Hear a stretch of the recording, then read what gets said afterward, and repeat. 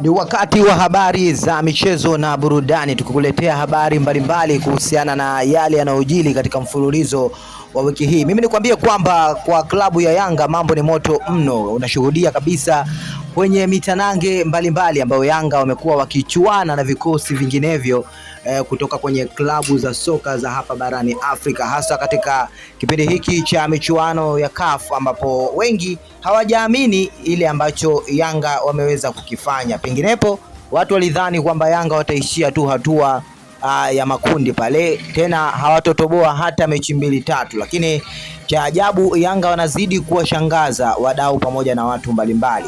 Sasa habari kubwa ambayo imeweza kutrend kwenye mitandao ya kijamii ni mara baada ya mchezaji kutokea Tanzania wa kimataifa, namzungumzia Mbwana Samata, kuweza kutoa maoni yake mawili matatu kuhusiana na virabu vya soka vya hapa Tanzania, lakini pia kuhusiana na kutoa maua kwa klabu ya Yanga, viongozi pamoja na wachezaji ambao wamekuwa wakijituma na kujitoa katika namna mbalimbali kuhakikisha ya kwamba klabu ya Yanga inazidi kuwa kileleni siku zote. Mimi nikukumbushe kwa yeye ambaye bado hujajiunga nasi, kabla sijakupa yale ambayo Samata ameweza kuzungumza katika 1 na 2, hakikisha kwanza umejiunga nasi hapa kwa kugusa maandishi mekundu hapo chini yaliyoandikwa subscribe, ili usipitwe na kuachwa na habari motomoto za burudani pamoja na michezo. Tukiangazia zaidi yale ambayo Samata amefunguka, ameongea kuhusiana na maboresho pamoja na namna ambavyo wachezaji masiku ya sasa wavokuwa wakijituma kuliko miaka kadhaa iliyopita huko nyuma, lakini pia ameendelea kuwasihi wachezaji wasibweteke,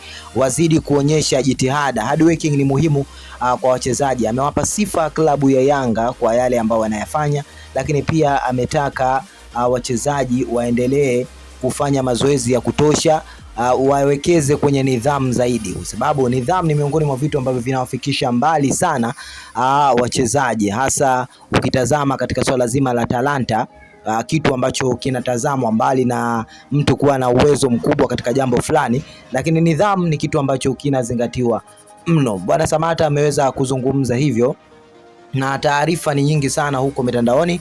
Ukiingia katika page mbalimbali za michezo utaona vile ambavyo mastaa pia wamekuwa wakipongeza Yanga, lakini pia wana muziki, waigizaji na watu kibao wamekuwa wakiipa jicho la kipekee klabu ya Yanga kwa makubwa ambayo wanazidi kuyafanya na kulitangaza taifa letu kwenye mipaka ya nje ya Tanzania. Michezo hutengeneza public relations, kwa kuwa timu fulani ikifanya vizuri ni nafasi ya taifa kufahamika, lakini hata hivyo pia kujitengenezea utajiri kupitia kukuza vipato kwenye uchumi wa soka. Mimi nikwambie tu asante kwa kuwa nasi mpaka wakati mwingine tena.